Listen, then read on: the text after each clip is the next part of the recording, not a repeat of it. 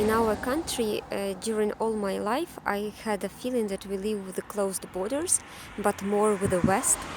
And only after I finished university, for me, I discovered the joy of travels. But even now, there can be a lot of people who still have not discovered that possibility for themselves. And right now, when this possibility is open and I can travel a lot, we've got an issue with the east of our country when the border is closed to go to Donetsk or Luhansk, where I have never been before. Well, it's not like closed completely, but it's dangerous.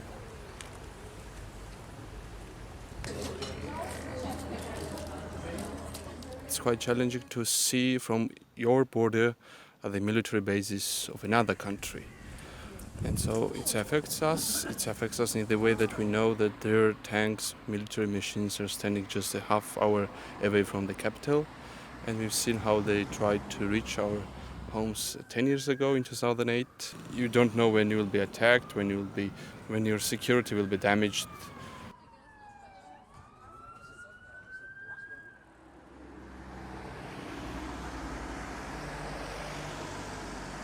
I think it limits your imagination of crossing the border, actually, because as you can see, like South Korea is an island, so it means like if you want to go to another country, it's always you have to fly and cross the ocean.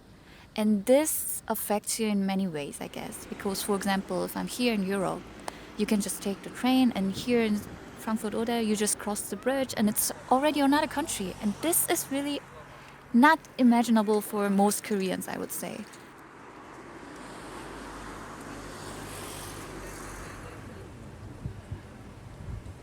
Living in the United States, where there's always been these border checkpoints with the Mexican border, there's actually also checkpoints with the Canadian border, but they're more militarized on the southern border. I think what this does for me is it brings into focus the privilege with which I navigate international borders, because I know that there's a lot of people in my country who struggle crossing that border.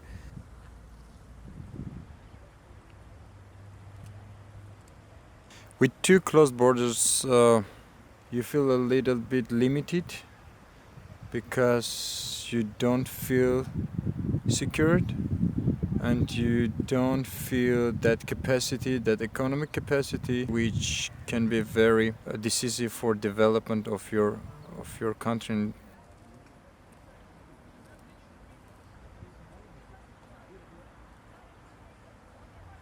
The conflict itself affected me since my childhood because whenever we wanted to buy a new house, like a permanent one, we in my family have always thought that we are going to move to our lands, and it kind of deleted the notion of home for me. And I think it also affects the countries that we have a lot of propaganda and people have hatred and fear in their brains because you have the closed border and there is a war going on and each day people are dying there and children are brought up in a militaristic way, and it is too bad that they don't have the idea of peace, but before peace they know they have the idea of war.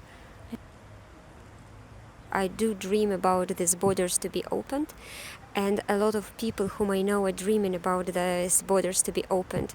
And we are thinking together that as soon as they will open these borders, we go to Donetsk immediately and to Luhansk and to visit those towns where I have never been, even if it is my country.